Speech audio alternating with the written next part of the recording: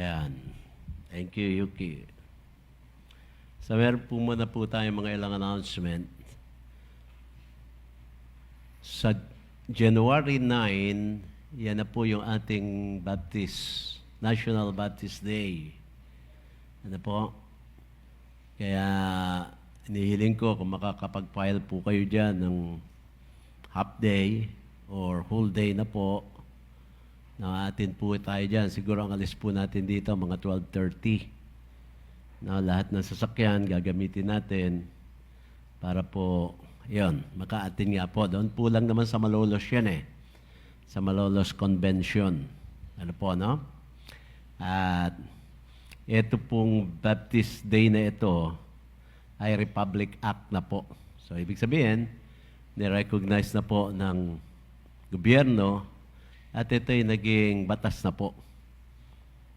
No? So, ibig sabihin, na kung titignan po natin, ang meron lang pong ganyan na Republic Act, Iglesia ni Cristo at Baptist. Katoliko, hindi nila kailangan eh.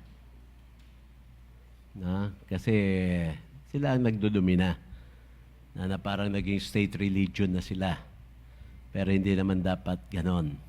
Pero kung titignan niyo po, no, I wish meron po akong kopya nung baka sa Sunday, mapakita ko po sa inyo kung ano po yung mga activities ng INC na kung titignan niyo po, yung kanila pong, yung Republic Act na yan sa kanila, ay puro para sa kanila lang.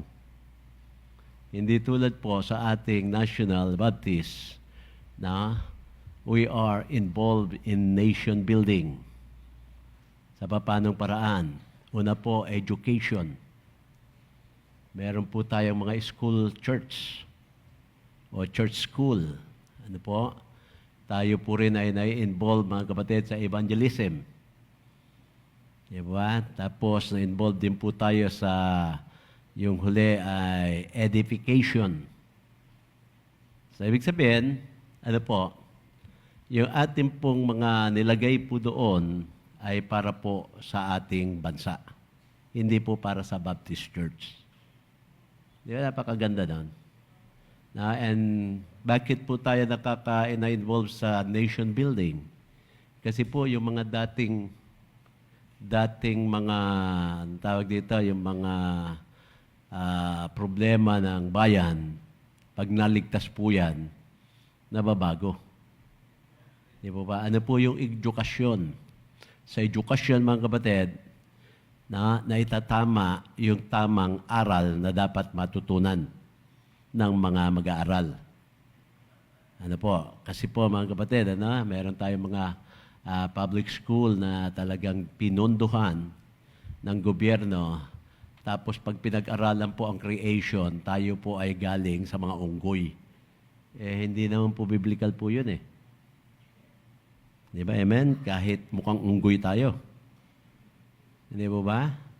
So marami po, mga kapatid. At hindi lang po yan. Marami na po mga teachers po ngayon na mga homosexual.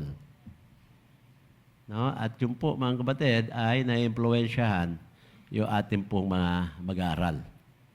So, kasama po tayo sa nation building. Amen? So, gawin po natin, mga kapatid, ito kung ito po ay nirecognize na ng ating bansa, ay dapat po tayo mga Baptist, lalo nating i-recognize. And this is the very first, mga kapatid, for so many, siguro more than 120 years, ngayon lang po talaga na-recognize sa mga Baptist.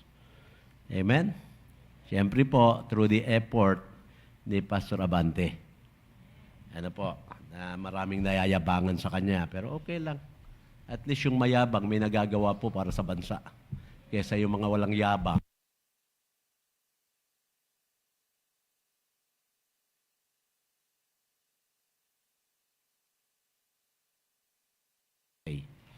Okay? Ba't ganun yung ating monitor? Oh? Parang matamlay siya. Parang hindi pa New Year sa kanya. Pasira na ba yan? Yan. Okay. So, yun po. Tapos isa pa po, mga kapatid, tayo po ay magbabago ng schedule ng ating pong family conference dahil po nasagasaan natin yung Bible mode na na schedule. So, instead na, ano ba yun sa atin? Ay, sana ba yun? Instead na January 14, 13, 14, 15, ililipat po natin siya sa January 20, 21, 22. Take notes, yung ating mga preacher po dyan. 20, 21, 22. Dahil po yung Bible mode ay 14, 15, 16. Ano po, nasagasaan po natin yung 2 araw. Tiyak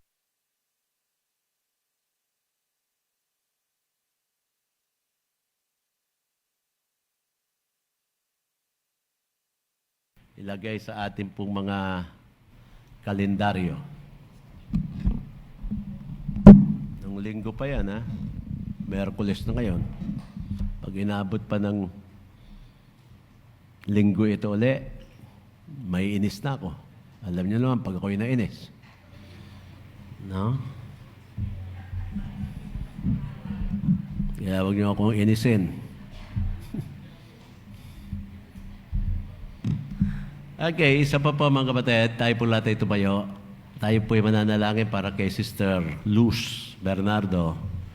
Siya po ay nakakonfine po ngayon at tila sasalinan yata ng dugo. No, hindi ko po alam yung detalye. Ha? Tama ba? Oo. So, ano ba yung talagang sakit niya? Bumababa yung high blood? Yung platelets. Okay. So, panalangin po natin. For 1 minute lang po. Tapos saka tayo po mag-aaral na salita ng ating Panginoon. Sige po, start na po tayo ngayon.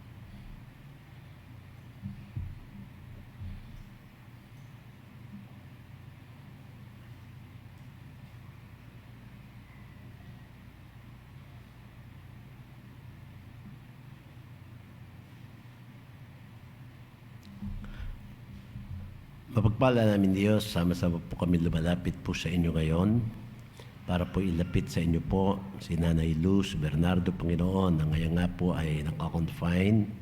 Ano man po, Panginoon, ang kailangan po, Panginoon, na gawin po sa Kanya, ikaw po ang siyang manguna sa mga doktor, Panginoon, at mga gamot, kung ano po ilalagay po sa Kanya, Panginoon. Basta ang aming dalangin, Panginoon, naway makita po namin yung inyo pong nagpapagaling ng kapangyarihan, Panginoon, para po dito sa amin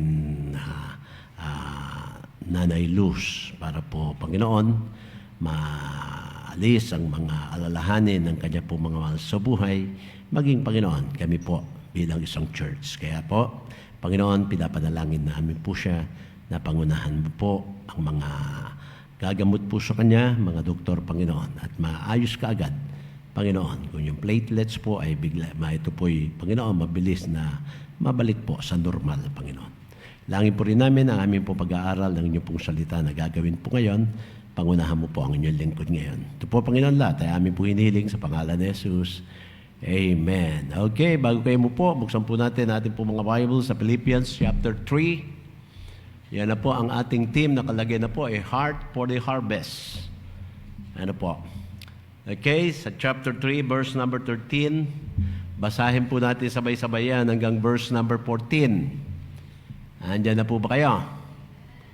13 to 14. Okay, ready? Read. Brethren, I count it not myself to have apprehended, but this one thing I do, forgetting those things which are behind, and reaching forth unto those things which are before. I press toward the mark for the prize of the high calling of God in Christ Jesus. Pwede na po kayo po. Okay. 2025 na po, mga kapatid. So, ibig sabihin, yung ating 2024, memories na lamang po ngayon. Na? At pag ginagsapan po ang memories, mga kapatid, there are good memories and there are bad memories. Ano po? Hindi naman lahat ng bagay na yaan po ay puro maganda lamang.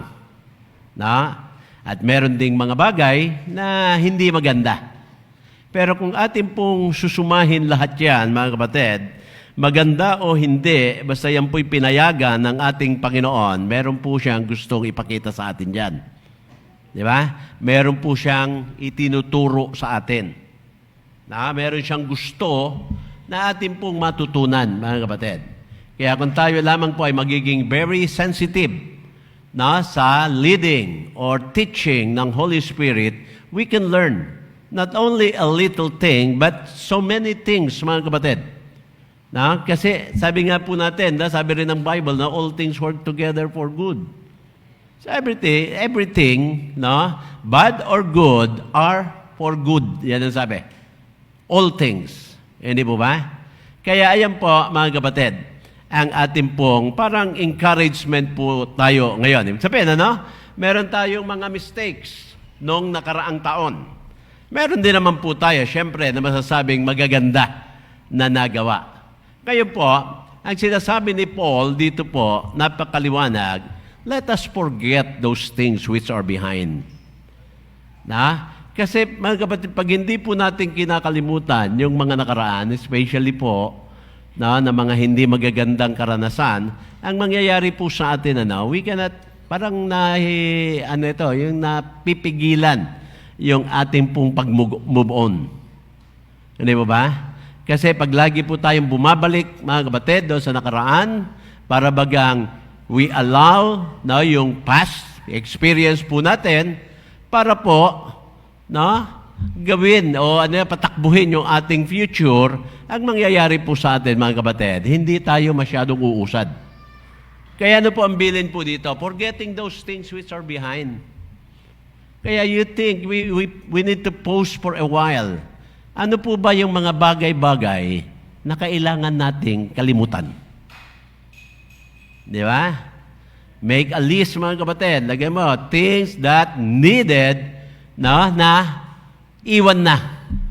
Di ba? Isa-isahin niyo po yan. Number 1, number 2, number 3. Hindi naman ibig sabihin, mga kapatid, everything behind us are bad.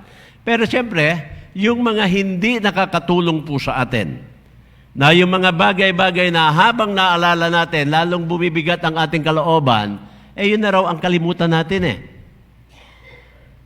Amen? Minsan kasi, mga kapatid, we meditate on the things na sabihin po natin yung mga nagpapabigat ng ating kalooban Minsan yung po tayo, doon po tayo nagmi-major ba? Yung ating memory, doon natin inilalagay lahat sa mga pangit na nakaraan. Hindi po, mga kapatid, pag doon po natin talagang inilagay lahat yan, wala po, hindi tayo makakausad. Hindi po ba? Amen? And no wonder why Paul, mga kapatid, wrote this verse na sabi niya rito, nasabi niya nga dyan, na behold, I count not myself to have apprehended. Maaring, mga kapatid, maraming kailangan kang i-apprehend, pero merong mga bagay, mga kapatid, na kahit anong paliwanag mo, hindi ka pa rin maunawaan Hindi mo ba? Amen? At ang makakaunawa lang sa iyo, mga kapatid, ay yung mga taong naka-experience na nun. Di ba? Kaya ang pinakamaganda po dyan, ang sabi dito, forgetting those things which are behind. Yung mga problema na mabigat, kalimutan natin. Di ba? Yung mga mistakes po natin, mga kapatid, kalimutan na natin yan, na, at tayo po ay magpursige naman na maitama yung mga mali na yan. Hindi mo ba?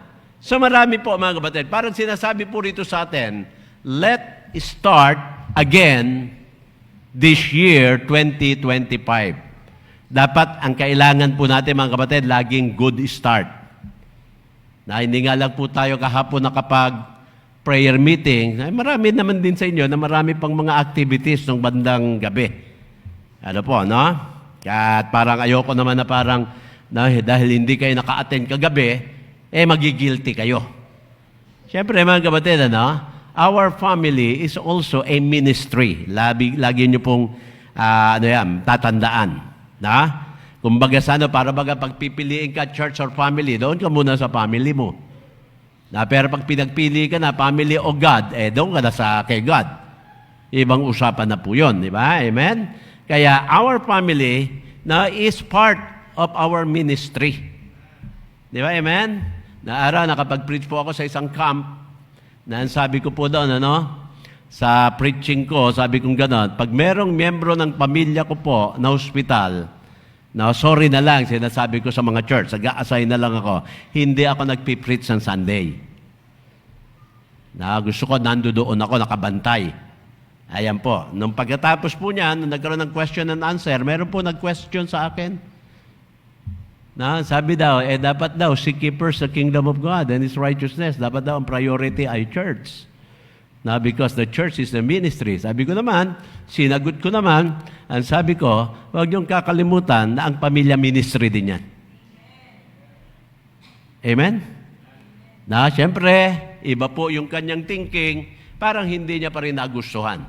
Until na meron pong time na pinaranas sa kanya ng Panginoon yan. Sa kanya lang po ako naunawaan. Hindi mo ba? Kaya mga kapatid, yung mga bagay-bagay na yan, kalimutan na po natin. Kaya nga sabi ng Panginoon, di ba, and all your sin and your iniquities will I remember no more. So, ibig sabihin, mga kapatid, hindi naman po ulyanin ang ating Panginoon.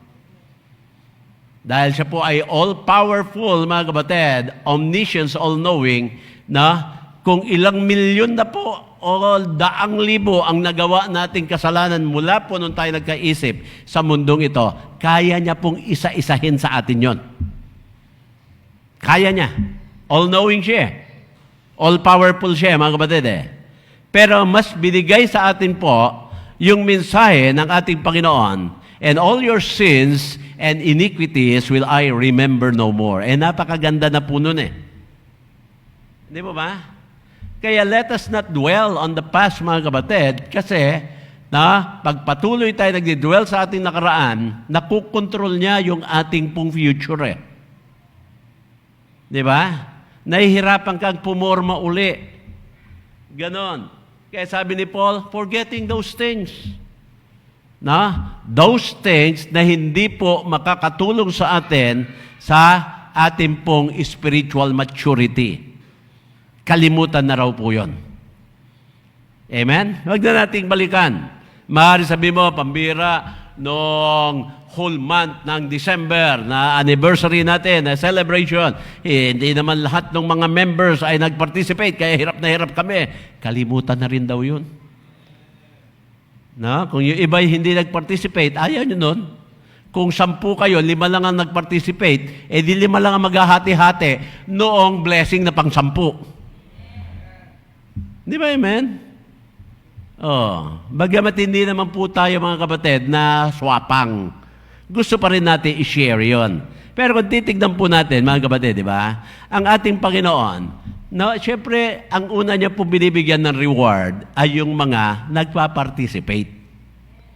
Kaya nga doon sana, yung parable of the talent, di ba, yung isang walang ginawa doon sa kanyang talent, wala, kinuha pa ng Panginoon sa kanila o sa kanya. Pero yung mga gumamit ng kanilang talents, mga kapatid, dinoble ng Panginoon. At ang pinakamaganda doon, yung sabi ng Panginoon, di ba? Ano ang sabi niya? Thou good, well done, thou good and faithful servant. Yun lang po, mga kapatid, na mga salita ng ating Panginoon, sapat na gantimpala na po yun Amen? So, purihin ng Panginoon, mga kapatid. Kaya, forgetting those things which are behind. No? So, isa-isahin mo yan. Dapat nga, mga kapatid, di na natin naaalala yan eh. No? Siyempre, pag sinabing forgetting those things, meron naman tayo, mga kapatid, no? Na pwede rin nating alalahanin, no? Kahit nakaraan na siya, na magbibigay po naman sa atin ng encouragement to continue on. Hindi po ba? Amen? Hindi naman lahat kailangan. Ibig sabihin, ang sinasabi ni Paul dito, lahat ng hindi nakakatulong, kalimutan mo na. Iwan mo na yan. Behind, yan ang sabi. Because it will not help you eh. It will not help our church, mga kapatid. It will not help yung ating pong Christian maturity. Yung ating pong mga individual o personal Christian maturity. Kaya sabi dito, kalimutan na raw natin. Amen? Amen? Alam niyo po, ewan ko, sa mga psychiatrists, sa mga, yung mga nag-aaral talaga ng tungkol sa utak. Bakit po, mga kapatid, mas matagal na nare-retain sa ating isipan ang mga negative na karanasan kesa positive na nakaraan o na nakaranasan. Alala niyo po, nasubukan niyo po ba yan? Na mas matagal nating kalimutan yung mga taong may nagawa sa atin na hindi maganda. Ilan-ilan lang yon. Mas marami yung mga taong gumawa sa atin na maganda. Pero ang naalala natin, yung hindi maganda ang nagawa. Amen? Especially, mga kapatid, tignan niya, pag meron tayong gustong i-justify sa mali nating nagawa, ang ating pong pagkukumparahan ay yung mga mananampalataya na gumawa ng mali. At ang ating magiging linyahan, ganito kung siya nga ang tagal na sa church, nakagawa ako pa kaya. Amen? Amen? Mga kapatid, hindi po tayo na-excuse ng Panginoon. Kaya nga meron po tayong kanya-kanyang sariling isip, kanya-kanya, mga kapatid, sariling desisyon, at binigyan tayo ng Panginoon, tinatawag na pre-volition po natin, na yung freedom to choose, mga kapatid, kaya kung meron tayong freedom, let us learn how to choose the right thing, rather than choosing the wrong thing. Di po ba?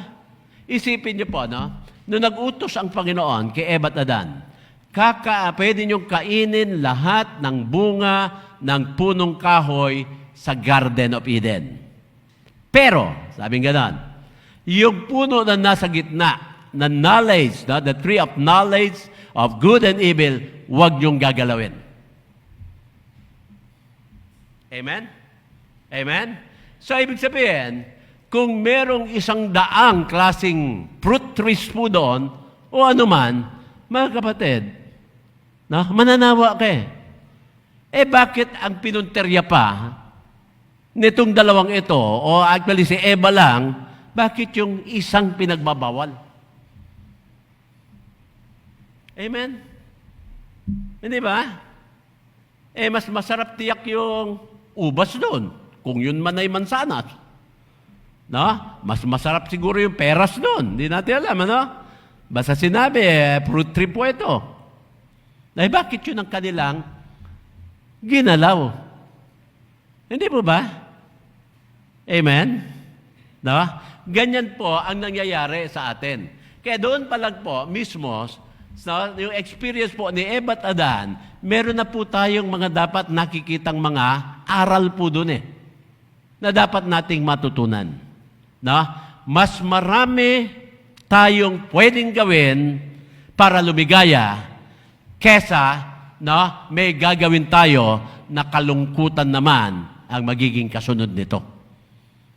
Tiyak, liligaya sila doon sa maraming iba't ibang klaseng prutas bakit ang napili pa nila yung nagbigay ng kalungkutan sa kanila? Amen? Sabi ni Paul, forgetting those things. Amen? Para bagang sinasabi mong ganon, eto kasi ang nagpapasaya sa akin. Okay, pinapasaya ka nga, sabihin natin, na physically or yung flesh mo ang sumasaya, paano naman yung ating spiritual side? Di ba, amen? Sumaya ka nga, nalungkot naman ang Panginoon. Amen? No? Kaya yan po, ang dapat nating isipin. Na, ito bang pangit na aking gagawin na magbibigay sa akin ng napakaraming problema kesa dito sa mga napakaraming dapat kong gawin na magbibigay naman sa akin ng kasiyahan. We have yung freedom to choose. So we need to choose right. We need to choose godly. Di mo ba? Amen? Oh. Para bagang, kailan kaya natin matututunan ito? Kanina nakikinig ako ng radyo, papunta po rito. Meron ini-interview na isang pulis. Marami daw na naman mga naputukan ng mga kamay ang kanila daw hindi na magagawa po ngayon, yung mga naputukan, ay kumanta ng 10 mga daliri. Meron niyo po yun. Pwede ka naman mag-lucis, pwede ka naman mag-ano. Pinili nila yung mga malalakas na paputok. Nasabing ganun gabing kahapon. Doon sa celebration ni Pastor Dong. Sabi ni Pastor Edwin Tan, Bulacan, kilala talaga sa paputok. Sabi ko, oo. Hindi lang yung paputok, pati putok-batok. Kasi dito rin ang gagaling yung masasarap na chicharon O lahat ng paputok. Paputok man na putok o putok-batok. Dito rin sa Bulacan yan. Kaya yan po, mga kapatid, ang pinapakita po sa atin dito. Now, forgetting those things, sabi diyan, which are behind.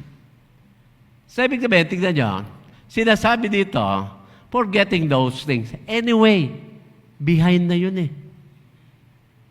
Di ba? Mga nakaraan na. Kaya mga kapatid, yung mga nakaraan, dapat kinakalimutan. Hindi yung nakaraan, inilalagay mo na naman sa iyong harapan. Amen? Ibig sabihin, pag sinabing behind, nalagpasan mo na Yung nalagpasan mo, mga kapatid, tagumpay ka na Di ba? O kung nalagpasan mo na, nagtagumpay ka na, huwag mo na siyang ilagay sa harapan uli. Di po ba? Tayo minsan mga kapatid, ganyan pa rin tayo ngayon. Yung puso mo, punong-puno ng puot. Hindi ka, mga kapatid, makadiskarte ng maganda kasi nga, yung mga kamalian mo nung nakaraan, ang iniisip mo pa rin. Di ba lagi natin sinasabi sa pulpito na ito, if you fail, then retake the test. Hanggat pumasa ka. Di ba? Pag bumagsak sa isang pagsubok, ulitin uli para makapasa po tayo. Di ba? Ganun naman. Sabi nga sa inyo, yung aking trigonometry, 5 taong ko, 5 beses ko kinuha. Tignan niyo po 5 beses, di na ipasa ko rin. Pero kung hindi ako nagre-retake, hindi ko maipapasa. Amen? Kaya once we fail, mga kapatid, then retake. Kasi kung titigil ka na doon, sabi mo, hindi ko na magagawa yan. Kasi ginawa ko na noon yan, nag-fail naman ako, kaya pag ginawa ko ulit ngayon, mag-fail na naman ako. Paano ka papasa? Yung failure mo na behind, inilalagay mo pa rin sa iyong harapan. Amen? Amen? Oo. Si Jaire, yung anak ni Pastor Jerry, hanggang ngayon, nakukonsensya pa rin siya. Dahil alam niya, kaya namatay yung tatay niya, siya ang may kasalanan. Kasi daw, gabi pa lang, nagsasabi na, Pastor Jerry, na may iba ang pakiramdam. Na itakbo na raw siya sa hospital. Sabi daw ni Jaire, Dad, sabi okay ka lang. Siguro, chinek niya rin, dahil nursing student yun may exam pa kasi ko bukas. Yan ang sabi. So, hindi naman na-alarma yung bata. So, alam niya siguro, dahil na tinest yung blood pressure o ano man, Yung nga lang, alam niyo po, yung atake kasi minsan di ba, traidor daw yan Wala pong atake, mga kapatid, na magpapaalam muna na atake siya. Amen? No? So, nung nakita niya na iba, tinakbo na po nila. Yung nga lang, pagdating nga po doon, wala na. So, ngayon, hindi niya makalimutan. Sabi ko, wala kang kasalanan, anak. Hanggang doon na lang talaga ang daddy nyo. Dahil kung gusto pa ng Panginoon mabuhay yan, nakasama nyo pa rin siya.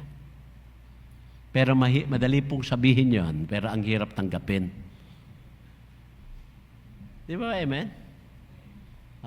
Ngayon, pag hindi po siya, mga kapatid, pag hindi niya na-overcome yan, instead of forgetting the things that are behind, lagi niya po mailalagay sa harapan niya yan.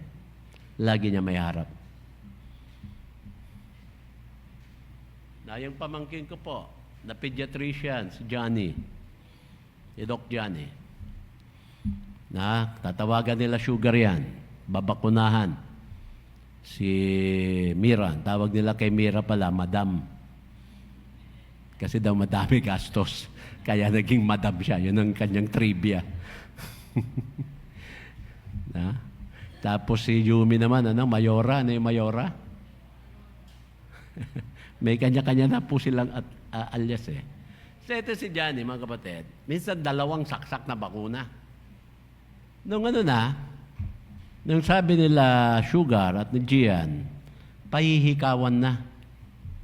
Usually din, mga pediatrician ang naglalagay nun Ayaw niyan lagyan. Sabi, ba't ayaw mo lagyan? Naaawa ako sa iyak. Sabi ko, bira. Pinagtutusok mo na nga. Tapos yung hikaw, naawa ka raw sa iyak. Di ba? Some point dito, mga kapatid, tingnan niyo po, Hindi nating pwedeng sabihin, kaya ko. Hindi. Kaya ng Panginoon. Yan po ang dapat. Kasi once, mga kapatid, na kinaya natin ang ating sarili lamang, kadalasan, sablay. At kung makayanan mo man, wala kang may biyabalik na glory sa Panginoon. Nakita niyo po? Ang lalabas ikaw ang magaling Dahil kinaya mo Kaya maganda nga yung salita, mga kapatid, na hindi ko kaya yan. Mas maganda po yun Kasi pag hindi mo talaga kaya, and you are honest na hindi mo kaya, ang ilalagay mo po, lahat ng tiwala mo sa Diyos At pag nailagay sa Diyos yan, at nagtagumpay ka, ang magiging bukang bibig mo po, purihin ang Panginoon. Glory to God. Amen? Kaya mas masarap po na mga linyahan yung mga ganon. Kesa ang galing ko. Dapat po ang galing ng Panginoon. Di ba? Di ba, ng mga nakaraan, masabi po natin yung whole month na ating pong celebration was really a victory. Marami po ang mga nakakilala sa Panginoon. Di ba? Marami din ang nakarinig ng pangangaral ng salita ng Panginoon. So, purihin ng Panginoon, mga kapatid Di ba? Ngayon, tayo ba yung magaling? Hindi po. Alam niyo po ba, pag halimbawa morning, nandito ako, may presentation, wala po akong outline. Sabi ko, Lord, ano po ba ang aking ipipreach? Ngayon, pag nakita ko na po, yung kanilang palabas, nagkakaroon na po ng mensahe ang Panginoon sa akin. Ito. Nangungusap naman sa mga tao. Naunawaan naman. Hindi ba ba? Amen? Napakaganda. At masasabi po natin, hindi ikaw, hindi ako, hindi tayo ang Panginoon ang magaling. Tayo po, tinamaan ng magaling. Pag tayo po ang sinabi nating tayo ang magaling. Amen? So yung sinasabi dito, forgetting those things which are behind. Pero ano po ang sabi po dito, after forgetting those things, sabi diyan, reaching forth for the things which are before. Amen? Ano po yung dapat nating atupagin naman po ngayon? Yung parating. Di ba? Amen? Parang sinasabi ng Panginoon dito, na you make yourself prepared for the coming, for what is coming. Ano po yan? Whether another trials and temptation or blessings. No? Things na nandiyan dyan parating pa lang eh. Kasi mga kapatid, tignan nyo ha, pag ikaw ay hindi handa at dumating ang tukso, laglag, sigurado ka. Amen? Mag-fail ka. Ngayon, pag ikaw ay hindi handa, dumating ang blessing, babaksak ka rin. And there are times, mga kapatid, yung blessing ay nagiging curse sa mga anak ng Diyos. Amen? Ano po, yung ibig po sabihin na yan. Minsan kasi, pag sunod-sunod ng blessings, mga kapatid, wala na. Tumatabang na tayo mag-church. Pati po ang pag-church po natin, nauubusan ng oras at ang lagi na may kausap ako na pag matapos ko kaagad yung transaction ko, habol ako sa church. Mga kapatid, pag sa Panginoon, dapat po mga kapatid, hindi natin hinahabol. Amen? Amen? Na kanina po, ando doon pa rin kami kasi yung pong silver anniversary ni Pastor Dong, part 1 po kahapon. Part 2 ngayon. Sa Sunday daw part 3. Biro niyo po yun. Parang teleserye. Antindi. Tapos, hinihintay namin si Pastor Sauko. Tumawag sa akin. Sabi ko, Pastor, saan ka na? Naku, hindi ako makakarating eh. Nagkaroon ng emergency. Ganun ba? Ano nangyari? Meron bang na-aksidente na loved ones mo? Sabi hindi, wala. Members lang, members. Sabi ko, pambira to. Yung emergency ng member, hindi siya makakarating. Ang dami naman pwede doon. Kaya kung kong tanong, kung pamilya yon, medyo maganda yung excuse eh. Maya-maya natawa, nasa harapan ko na pala siya. Sabi ko lang yata. Sabi, pero natuwa siya dahil sinabi kong ganun. Oh, sino ba? No? Relative mo ba? Miyembro ba ng pamilya mo yung nag-emergency? Di ba, amen? Na? Sabihin, tignan niyo po Nang sinabi po diyan, reaching forth unto those things which are before, mga kapatid, abot kamay lahat yon. Gusto natin ng pagpapala, abot kamay lang eh. Gusto natin magamit tayo ng Panginoon, abot kamay lang po yan. Di ba? Mas marami po, mga kapatid, tayong dapat iwan kesa abutin. Yan. Kaya huwag kang magbigay ng maraming mga emosyon doon sa mga iniwan mo. Huwag kang magbigay masyado ng mga, di ba, mga alaala na pangit doon sa mga iniwan mo. Kasi mga kapatid, tignan nyo, marami pa tayo, mga kapatid. Sabi niya reaching forth unto those things. Tignan nyo po which are before. Yung sinasabi dito, behind, things din po yan eh. Kaya kung may 10 na iniwan ka, may 10 rin na magandang nandiyan dyan, aabutin mo na lang. Nakakalamang dito, mga kapatid, mas marami yung mga nakaabang. Kasi yung mga nakaraan, alam na natin yung kung ano yun eh. Medyo ito pong aabutin pa natin, suspense po yan. Di ba sabi po ni James, you have not because you ask not. Sabi ng Panginoon. So, it is up to us, mga kapatid, kung ano po yung gusto nating abutin before us. Amen? You ask. Kasi ganito humingi ka muna. Baka gusto mo magkaroon, di ka pa nga humihingi. Maliwanag sabi, you have not because you ask not. Naalala niyo po yung sa Bible, yung isang traveler. Paano ba ito? Hindi yata traveler. Basta kumakatok po siya doon sa bayan. Alam niyo po, yung mga Hudyo po kasi, Usually, ang kanila pong tulugan, isang halera lang na gano'n. Tulad sa atin po, nung mga sinauna. Noong araw, doon po kami sa Cavite, sa probinsya, yung amin pong parang sala, lahat na po yun. Tapos tabi-tabi po kami dyan, magpipinsan, dyan, magkakapatid. Na kung halimbawa yung 13 unan yan. Ano po? Kaya yung number 1 na unan, pag may kuto yun, gagapang hanggang doon. Naalala niyo, di ba? Na gumagapang. Kaya lahat ngayon, nagkakakuto. Ganun po eh. Ano po? Alam niyo, di ba yung mga sahig natin doon, yung kawayan? Kaya pag nag-jingle kami, tatagilid ka lang eh. Wala na tayo, tatagilid ka lang. Kasi butas-butas naman yun eh. Ganun po kami, ng mga bata sa Cavite po. No? Ngayon, ganun din pa yung, parang ganun yung sa mga Hudyo. Ngayon, merong kumakatok, parang dahil sa kakulitan niya na hindi naman dapat gagawin. Kasi yung tatay na nasa trangkahan parang humihingi ng pagkain meron siyang bisita. Ang problema, yung kusina ando sa dulo. So, ibig sabihin, yung tatay, ang dami niyang hahakbangan bago makarating doon sa kusina para maibigay. Sabi niya, hindi na pwede, natutulog na. Lahat kami dito. Pero dahil sa kakulitan, mga kapatid, napilitan si tatay, hakbangan lahat yan para maibigay.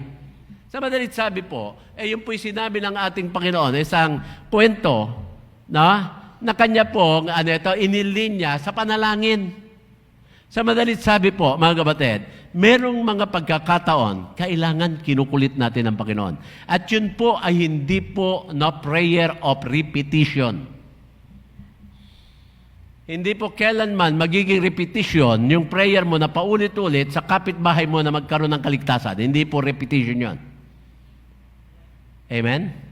Kasi you are asking because you need something. Hindi po yung memorize na repetition na kung ilang beses mo ginawa yan, hindi mo pa rin nasasabi kung ano yung gusto mo.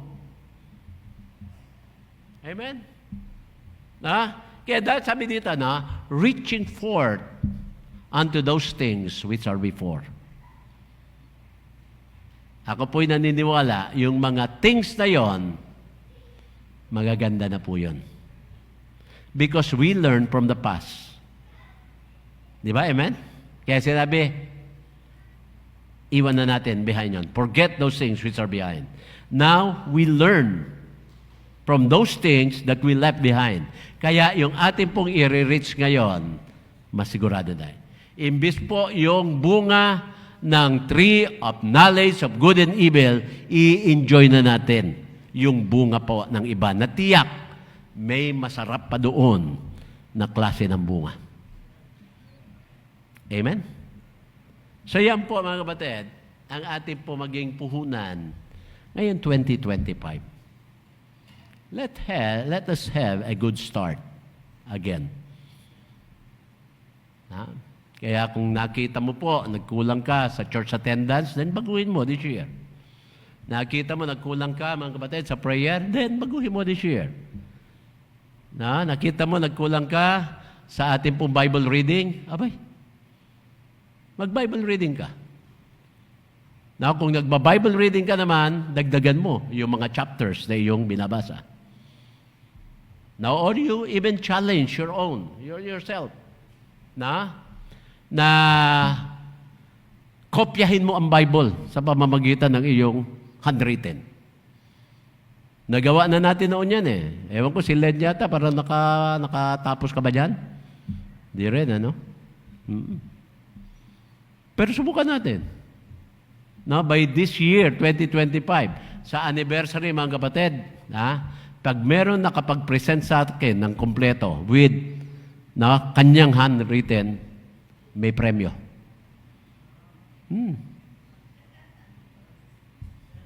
Good for 2. Ticket po ito, mga kapatid. Papunta ka abroad. Sa Afghanistan.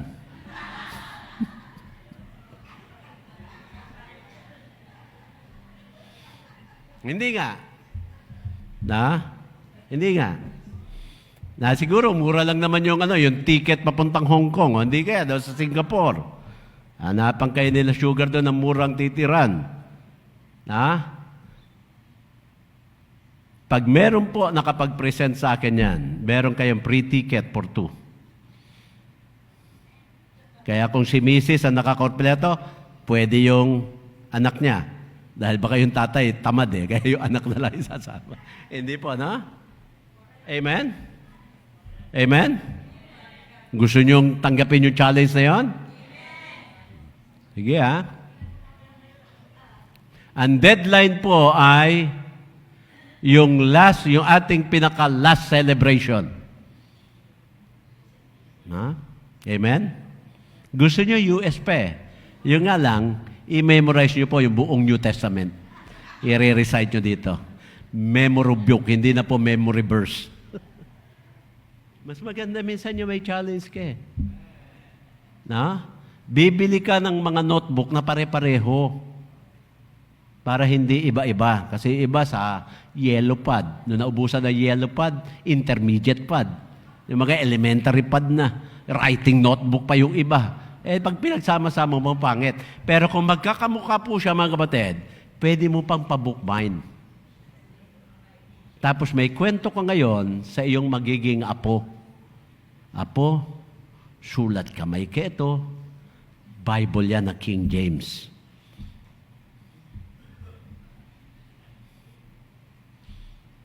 Ticket for 2. Hong Kong or Singapore. Pwede bang kumuha ng ticket na ngayon, blanco ang pangalan? For 2. Bibilin ko na po. Baka mas mura pa ngayon. Amen? Si Pastor Joel, pwede. Ay, naku. Sorry ka na, disqualified ka agad.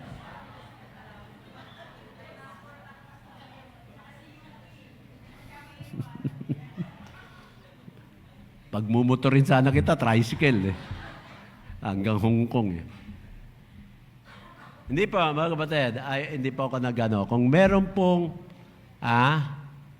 paano ba? Halimbawa kung 2 ang nanalo, magiging 4 na ticket na yun. Sige po. Yung nga lang, wala na kayong love gift. Hindi pa, mga kapatid, And it is always a good to accept yung mga challenges po na yan. Actually, ako gagawa din. Baka manalo din ako Hindi pa ako nakakapunta ng Hong Kong Anyway, yan po ang sabi po dito. Tapos yung number 14, yan po ang sabi. Napakaganda po rito. Sabi po ni Paul, I press toward the mark for the prize. Yan. Ticket lang yun sa atin. Ito for the prize of the high calling of God in Christ Jesus. So, ibig sabihin mga kapatid, there is always a prize in serving the Lord. Amen? Amen? Kaya puriin ang Panginoon. Isa pa po, dadagdagan pa po natin dahil. Ito naman, 1 ticket lang. Na kung ilan yung pinakamarami pong naakay na kaluluwa at nag-remain yung kanya pong bunga. By the end of this year, meron ka rin plane ticket.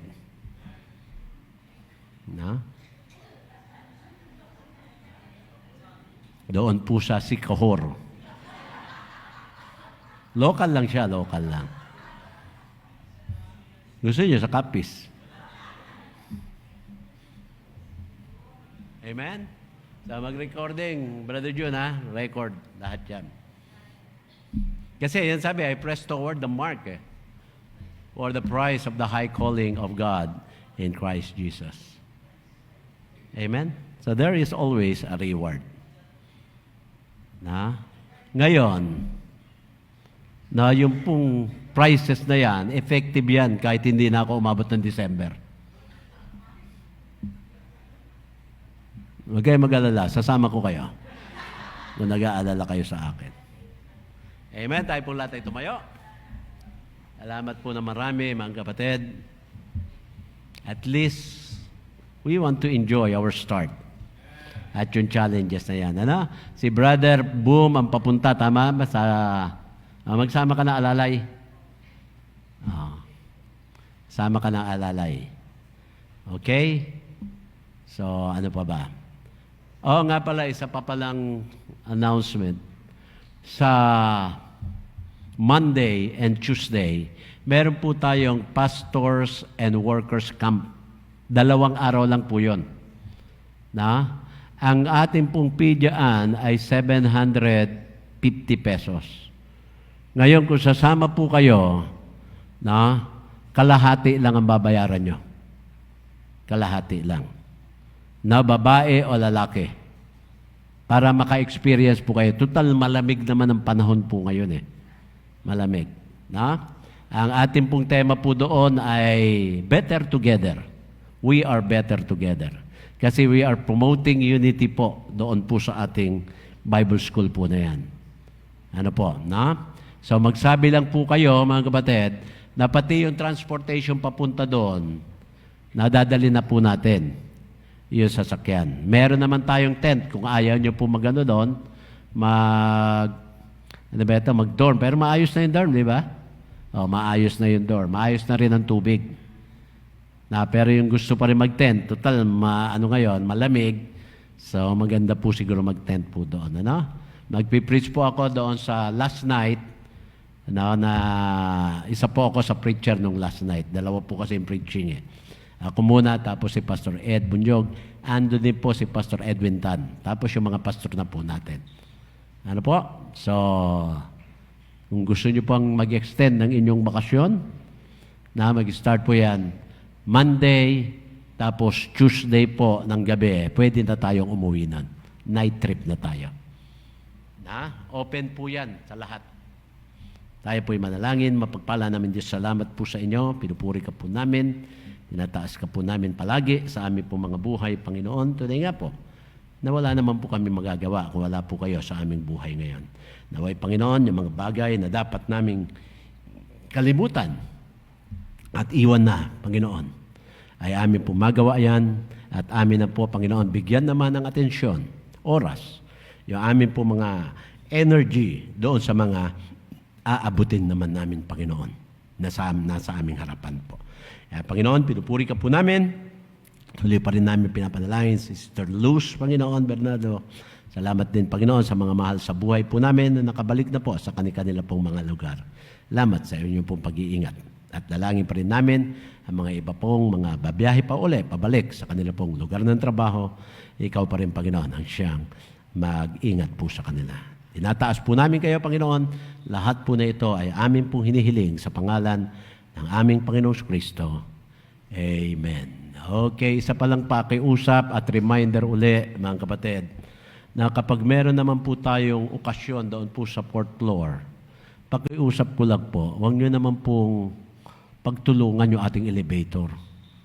Na mahirap, alam ko po, mahirap po iakyat yung mga bangko. Pero pagtiyagaan nyo na po. No? Kasi po pag nasira yung elevator, mas mahal kaysa ibayad nyo kung sino po yung mag-aakyat. Ano po? Kasi pag yung pong elevator natin, hindi na po siya nag-level, hindi na pantay yung flooring sa tiyak po magmamalfunction na yan. Na pag kayo ang natsyempuhan, hindi bubukas, bahala kayo. Kaya dapat may load kayo at may charge ang inyo pong mga telepono pag sumakay po kayo dyan. Hindi po, yun ang laging palatandaan. Kasi po, dahil sa sobrang bigat, minsan sasabi nyo, kasi ito yung kilo, ito lang na yung kilo. Iba po kasi ang bigat ng bagay kesa tao. Ano po, Kaya, pakiusap lang po. Dahil bukas, meron tayong okasyon sa yung mga young people na medyo may muscle. Total, gusto nyo naman maglakihan yung mga muscle nyo. Bitbitin nyo na po lahat yung mga yan. Ano po? So, yun lang po ang pakiusap. Salamat po sa inyo. Happy New Year po. At nanalangin na ba ako? Hindi pa. Nanalangin po tayo para sa ating kaloob. Diyan na po kayo, Nadagdagan kasi ako na 1 taon, kaya nabawasan na naman yung memorya ko. Amen. Mapagpala namin Diyos. Salamat po sa inyo. Pinupuri ka po namin. Nalangin po rin namin ang aming po pag-iwalay. Ingatan mo po kami. Nalangin po rin namin ang mga kaloob po ngayon. Patuloy mo po itong basbasan magamit sa inyo pong gawain. Salamat po. Ito po lahat ay aming hiniling sa pangalan ni Jesus. Amen.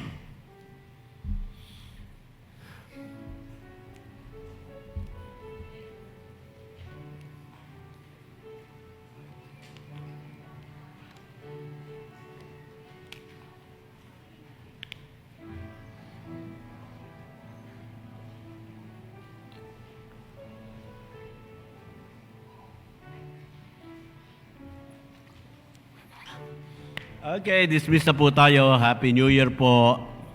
Wala naman po tayong Three Kings, kaya hindi ko kayo mababate na Happy Three King.